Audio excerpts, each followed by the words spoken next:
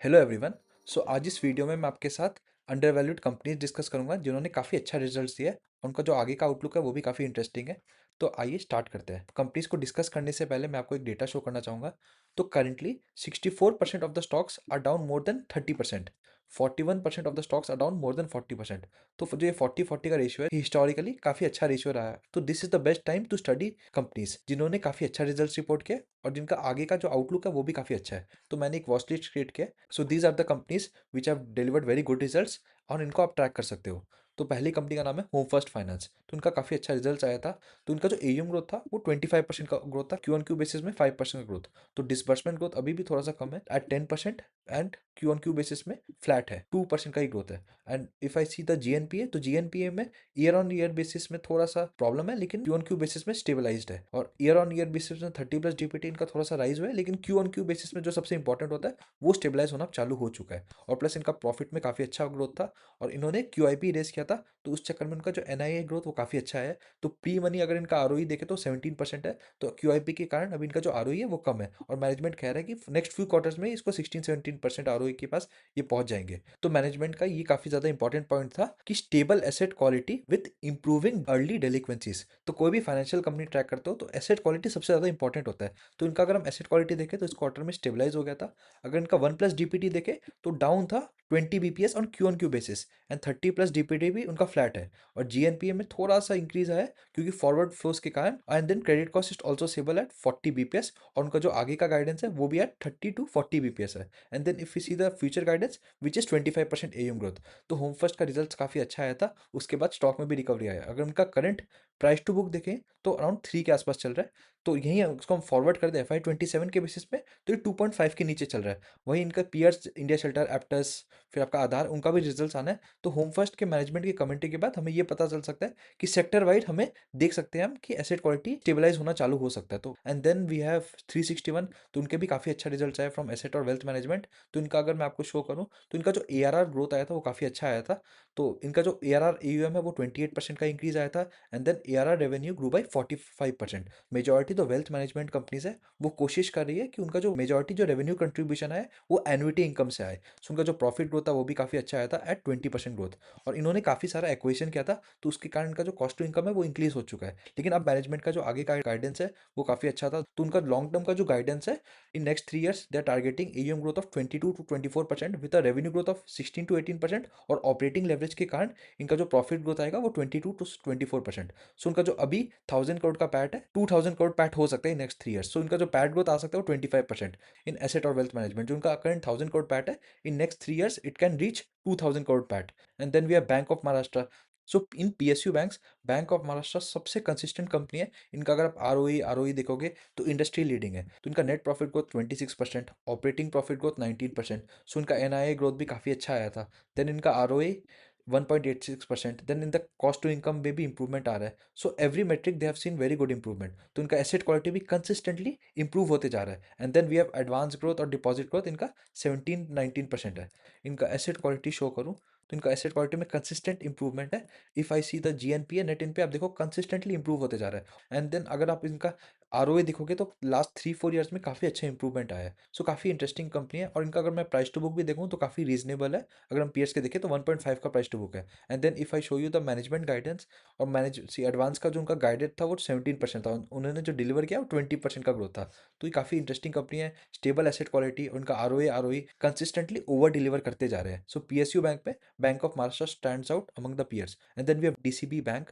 तो इन्होंने भी काफ़ी अच्छा रिजल्ट दिया। स्टॉक में काफ़ी अच्छा रीरेटिंग है। अगर आप लास्ट के कुछ सालों में देखोगे तो इनका प्राइस टू बुक काफ़ी सस्ता था, तो 1 के नीचे ट्रेड होता था। अब ये रिसेंटली 1 के ऊपर रीरेट होकर आया है। तो इनका रिजल्ट भी काफ़ी अच्छा आया था। तो इनका एडवांस ग्रोथ और डिपॉजिट ग्रोथ आप देखोगे तो हाई मिड टीन्स के आसपास है।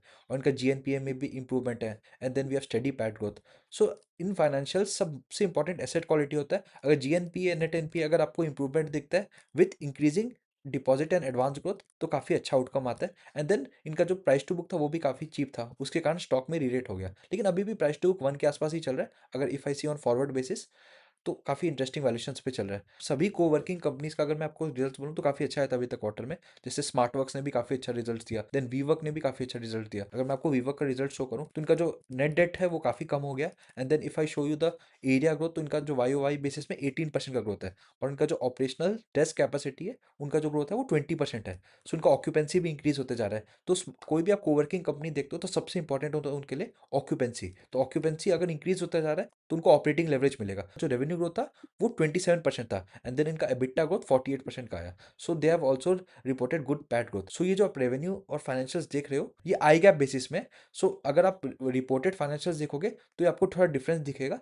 सो आपको फोकस करना है आई गैप बेसिस में, वो आपको राइट पिक्चर देगा। तो सभी कंपनी का इन्वेस्टर पीपीटी आप ओपन करोगे तो सभी मैनेजमेंट शो करता है कि आई गैप बेसिस में क्या फाइनेंशियल है। तो उनका एबिटा देखोगे तो 135 करोड़ का क्वार्टरली एबिटा पे आ चुका है। उनका जो एबिटा मार्जिन है वो काफ़ी अच्छा एक्सपैंड किया है due to operating leverage. And then उनका आर ओ सी 33%। उनका ऑपरेटिंग कैश फ्लो में आप देखोगे तो वाई वाई बेसिस में 100% के ऊपर का ग्रोथ है। So the operating cash flows to EBITDA is 1.5x। सो कोई भी कोवर्किंग का एबिटा बाई कैश फ्लो देखोगे तो 1.2x होता है। यूजुअली अगर एबिटा 100 करोड़ होता है तो उसके ऊपर का कैश फ्लो होता है। And then their net debt have also declined. तो नेट डेट में काफ़ी अच्छा इंप्रूवमेंट मिला है। And then if I show you for smart works also reported very good set. अगर स्मार्ट वर्क्स का आपको मैं रिजल्ट शो करूँ, और उनका गाइडेंस भी काफ़ी अच्छा है स्मार्ट वर्क का। उनका जो आगे का गाइडेंस है कि वो 25% ग्रोथ कंटिन्यू कर सकते हैं। तो स्मार्टवर्क्स का मॉडल भी काफ़ी इंटरेस्टिंग है। स्मार्टवर्क्स क्या करता है, एक कैंपस को हायर कर लेता है बड़ा, and then they rent it to large enterprise and corporates. And then if I see the revenue growth, उनका जो रेवेन्यू ग्रोथ था 34%। सो नॉर्मलाइज्ड एबिटा आपका इंडियस बेसिस में हो गया। तो इंडियस में अगर एबिटा ग्रोथ आप देखोगे तो काफ़ी अच्छा जम था,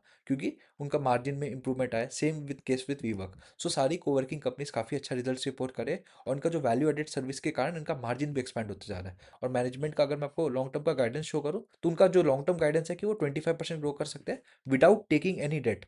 और उनका जो कैश फ्लोज है काफ़ी हेल्दी है। So they can continue to grow at 25 to 30% annual growth without equity race.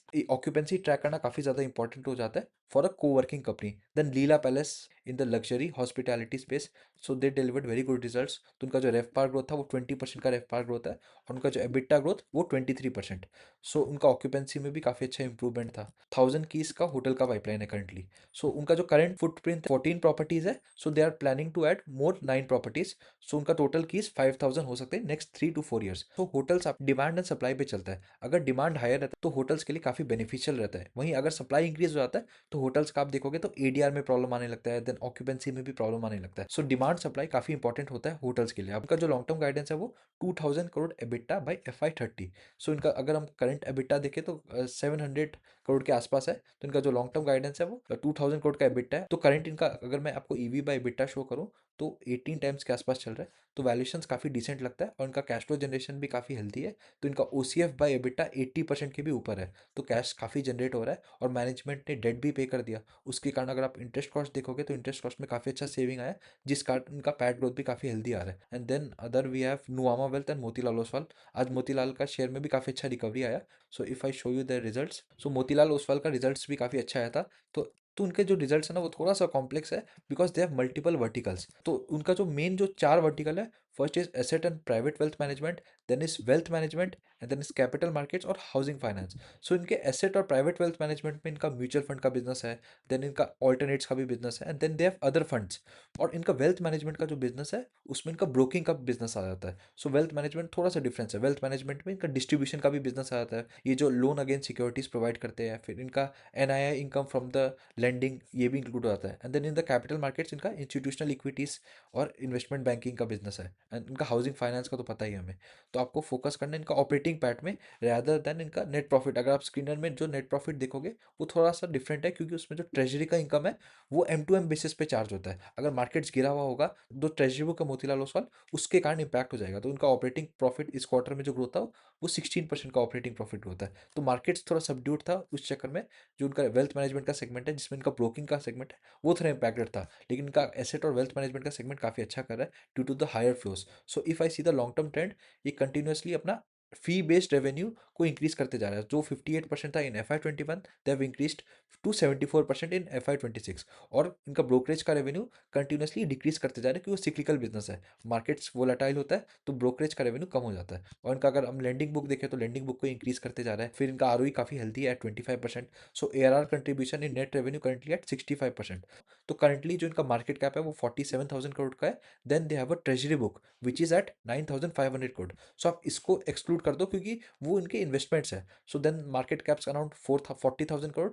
सो आप, और उनका जो क्वार्टरली अगर मैं आपको जैसे ऑपरेटिंग प्रॉफिट का रन रेट दिखाया था वो 600 करोड़ के आसपास है। तो annually which translates to approximately 2,300 to 2,400 crore. So on the basis of that we can calculate, तो उनका मल्टीपल 20 के नीचे है। एंड देन इनका हाउसिंग फाइनेंस का बिजनेस भी है, अगर आप उसको भी अलग वैल्यू करोगे, जैसे हाउसिंग फाइनेंस का जो बिजनेस है उसका करंट नेटवर्थ अराउंड 1,500 करोड़ के आसपास है। तो उनको अगर आप टू का प्राइस टू बुक देख के 3,000 करोड़ वो सम ऑफ पार्ट्स में भी कैलकुलेट कर सकते हो, क्योंकि इनका जो कैपिटल मार्केट्स का बिजनेस है इनको 15 या 20 का मल्टीपल ही मिलेगा क्योंकि सिक्लिकल बिजनेस है। एंड इनका वेल्थ मैनेजमेंट का बिजनेस को भी कम मल्टीपल मिलेगा क्योंकि इसका जो ब्रोकरेज का रेवेन्यू मेजॉरिटी कंट्रीब्यूट करता है। And then we have private wealth management and the asset management. So ये दोनों बिजनेस काफी अच्छा कर रहा है। और जैसे इनका जो पैट ग्रोथ आया था एसेट मैनेजमेंट में वो 65% का ग्रोथ है। So total AUM grew by 33%। 2-3 साल बाद इसमें डीमर्जर आता है मोतीलाल ओसवाल में, तो काफ़ी अच्छा वैल्यू क्रिएट हो सकता है because of the private wealth and the asset management business. So Motilal Oswal को भी आप देख सकते हो। And then we have नुआमा।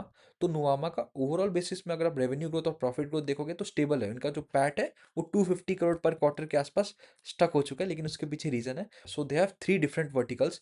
First is their wealth management business. तो इनके वेल्थ मैनेजमेंट में 2 वर्टिकल है, one is Nuvama wealth and second is their private wealth. So वो जो बिजनेस है वो 18 से 20% ग्रो कर रहा है। They have asset management business, so currently it is loss making. So वो अभी कंट्रीब्यूट करना चालू करेगा। And then they have capital market का बिजनेस। सो कैपिटल मार्केट का बिजनेस में भी उनके 2 बिजनेस है, one is their asset servicing business and second is their, so जो इंस्टीट्यूशनल इक्विटीज और इन्वेस्टमेंट बैंकिंग वाला बिजनेस है वो थोड़ा सिक्लिकल है, और asset services relatively better business है, वो स्टेडी एन्युटी टाइप का बिजनेस है। लेकिन इनका जो वेल्थ मैनेजमेंट का बिजनेस है वो काफी अच्छा कर रहा है। तो उनका जो अभी पैट कंट्रीब्यूशन है वो इंक्रीज होकर 50% के आसपास आ चुका है, क्योंकि आप नुआमा वेल्थ का अगर करंट पी देखोगे ट्रेलिंग बेसिस में तो ये 23 टाइम्स के आसपास चल रहा है। वहीं अगर आप इसका फॉरवर्ड के बेसिस में देखोगे तो इनका जो मल्टीपल है 20 के नीचे है। सो इनका जो डिविडेंड पे आउट रेशियो वो भी काफ़ी अच्छा है, और इनको इक्विटी का कोई ज़रूरत नहीं है, और दे कैन कंटिन्यू ग्रोइंग 20 से 25%। तो आप इसको स्टडी कर सकते हो। And then we have SBFC finance. तो इसमें काफ़ी अच्छा करेक्शन आया था रिसेंटली रिजल्ट्स आने के बाद। सो मेन प्रॉब्लम रिजल्ट्स में नहीं था, रिजल्ट्स में तो इनका कंसिस्टेंसी काफ़ी इंटैक्ट है। अगर आप इनका रिजल्ट देखोगे तो इनका जो AUM ग्रोथ है वो 29% है,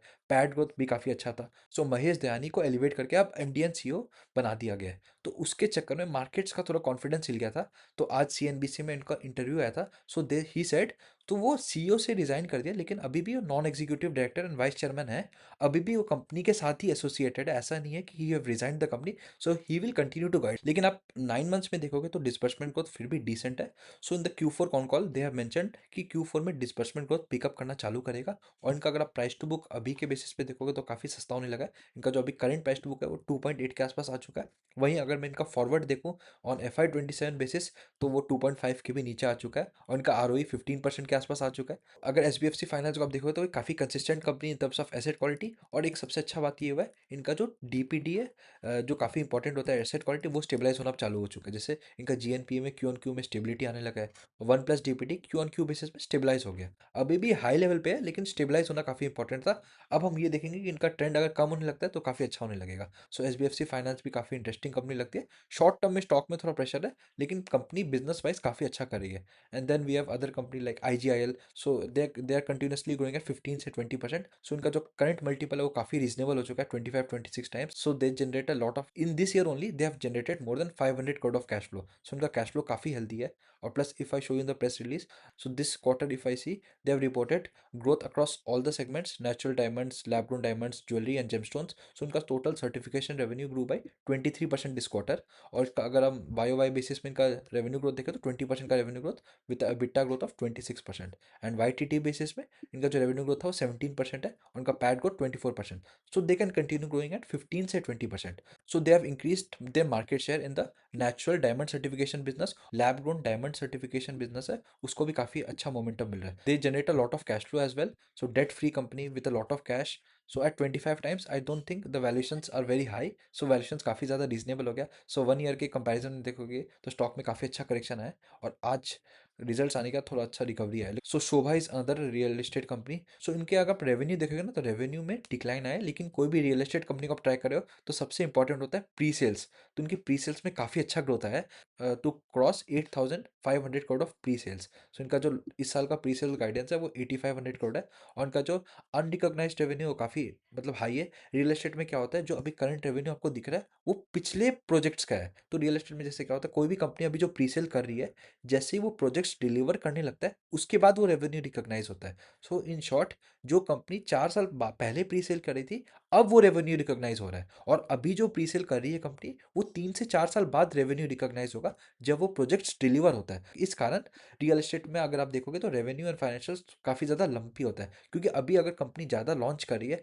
तो एक्सपेंस अभी करंट रिकॉर्ड हो रहा है, उस चक्कर में उनका एबिटा मार्जिन और ये सब में प्रेशर है। तो ये सब कंपनीज जो मेजॉरिटी है, मैं ऑलरेडी इनका कॉन कॉल अटेंड किया था और मैं आपको रिकमेंड करूंगा इनका कॉन कॉल सुनने। काफ़ी अच्छा कॉन कॉल था। जैसे होम फर्स्ट फाइनेंस के मैनेजमेंट ने कहा कि Q4 से काफ़ी अच्छा पिकअप चालू होगा और एसेट क्वालिटी में भी आगे इंप्रूवमेंट मिलेगा। देन 361 का भी काफ़ी अच्छा कॉल था। Then Nuvama wealth also very interesting call. So the AUM growth will continue at 20%। उनका ओवरऑल बेसिस में पैट ग्रोथ 20% आ सकता है। And then Leela Palace hotel, so their long term guidance is to grow at high mid teens EBITDA growth. So इनका जो EBITDA growth 20% के आसपास आ सकता है। So continue tracking this companies. So ये सब कंपनीज ने काफ़ी अच्छा रिजल्ट दिया और इनका आउटलुक भी काफ़ी अच्छा था। सो मैं आपको यही बोलूँगा, अभी जो मार्केट में करेक्शन चल रहा है, आपका फोकस होना चाहिए उन कंपनीज में इनका वैल्यूएशन रीजनेबल है, रिजल्ट्स अच्छा आ रहा है और आउटलुक अच्छा है। और जब मार्केट्स रिकवर करता है तो ये सब स्टॉक सबसे पहले बाउंस बैक करता है। Thanks for watching. तो अगर आपको इसका पार्ट 2 चाहिए, और भी कंपनीज अपने वॉच लिस्ट में ऐड करके आपके साथ वीडियो बना सकता हूँ। अगर आपको ये वीडियो पसंद आया होगा तो ज़रूर कमेंट में बताइएगा कि if you need a part 2 of this, then I can also create part 2।